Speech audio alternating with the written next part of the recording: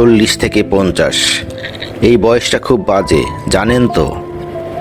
এই বয়সে আমাদের মধ্যে বাবা মাকে হারিয়ে ফেলার একটা আতঙ্ক কাজ করতে থাকে। চোখের সামনে আমরা আমাদের বাবা মাকে বৃদ্ধ হতে দেখি, সে এক তীব্র যন্ত্রণা। একটা সময় বাবা মা যতটা গর্ব করে বলে আমার সন্তানটা অনেক বড় হয়ে গেছে, ঠিক ততটাই ভয় নিয়ে সন্তানরাও বলে বাবা মার বয়স হয়ে যাচ্ছে। এর চেয়ে কষ্টের বোধ হয় আর কিছুই হয় না।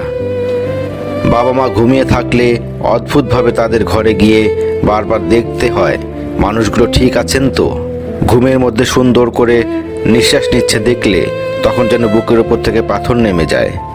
ছোটবেলায় যারা শিখিয়েছিল সকালে তাড়াতাড়ি ঘুম থেকে উঠে সবুজ প্রকৃতির দিকে চোখ বুলালে আমাদের চোখের জ্যোতি বাড়ে, সেই মানুষগুলোকেই যখন পাওয়ারওয়ালা চশমা পরতে দেখতে হয় তখন বুকের মধ্যে অজান্তেই একটি মোচড় দিয়ে ওঠে। 40 থেকে 50 এই বয়সটা সত্যিই খুব বাজে। বাবা মায়ের হাই প্রেশার, একটু একটু করে তাদের ওষুধের কৌটো ভারী হতে দেখা, রোজ খবরের কাগজ কিংবা বই পড়ার জন্য চশমা খুঁজে বের করে দেয়া, এইগুলো আমাদের সন্তানদের ভীষণ পোড়ায়। আমরা বড় হই, সাথে সাথে আমাদের বাবা মায়েরা বৃদ্ধ হতে থাকেন। এই যে চোখের সামনে নিজের বাবা মাকে একটু একটু করে বৃদ্ধ হতে দেখার যেই যন্ত্রণা, এটা বোধ হয় এই বয়সের সন্তানগুলো ছাড়া আর কেউ অনুভব করতে পারবে না।